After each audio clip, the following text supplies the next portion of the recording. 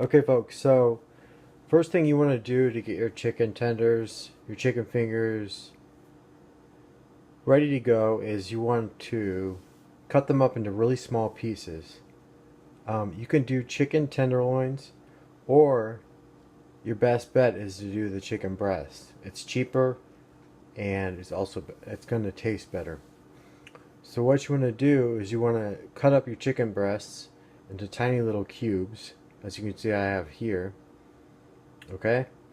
So after you do that, at the bottom of this bowl you have buttermilk. And so what you want to do is you want to put these in buttermilk and what it's called is brine. And you want to let these basically marinate for 1 to 24 hours. So if you can do 24 hours, great. But if you can't, at least an hour. A lot of people skip this step into making chicken fingers, and it's a huge mistake.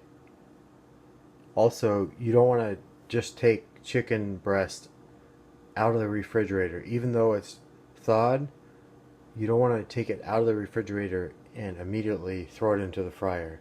You want to at least let it stand out for 30 minutes. But nevertheless, what we want to do first is actually marinate the chicken in buttermilk for at least an hour, and at most for 24 hours. Stay tuned. Okay, so we've let our chicken marinate in the refrigerator in buttermilk for 2 hours. Now we actually are just going to let the chicken stand at room temperature for 30 minutes. It's really important to not actually take your chicken straight from the refrigerator and put it right into the fryer. So we're going to let this chicken sit for 30 minutes and then we're going to begin to fry. Stay tuned. Hey folks, welcome to another edition of Skillet Skills. Today we're doing chicken fingers, okay? So first thing you want to do is you want to get about 2 pounds of chicken tenderloin. Make sure they're thawed out.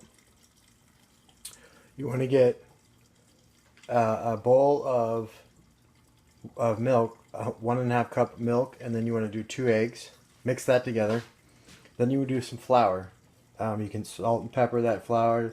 I like to put lemon pepper in there too. What other spices you like. So next what you want to do is you want to take the chicken tenderloin and you want to dip it into this and then dip it into the flour, and then you want to set it aside for 10 minutes, alright? Stay tuned. Alright folks, so it's been about 10 minutes since we let the tenderloins sit after we put them through the egg wash and flour. Next we're going to put them back into the egg wash, and then we're going to put them through some crushed corn flakes. The best way to do the corn flakes is to put them in a Ziploc bag and smash them up until they're completely crumbled. Put them in a bowl, and then that way you can take your chicken tenderloin and put them through there until it's completely covered. Then you drop them into your deep fry that's set to about 350. Alright, so most people, they try to do the fry one time.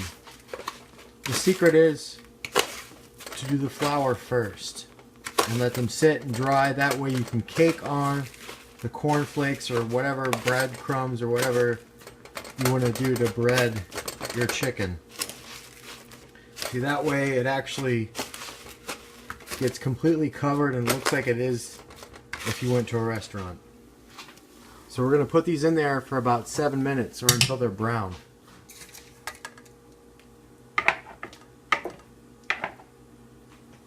Very simple. Stay tuned.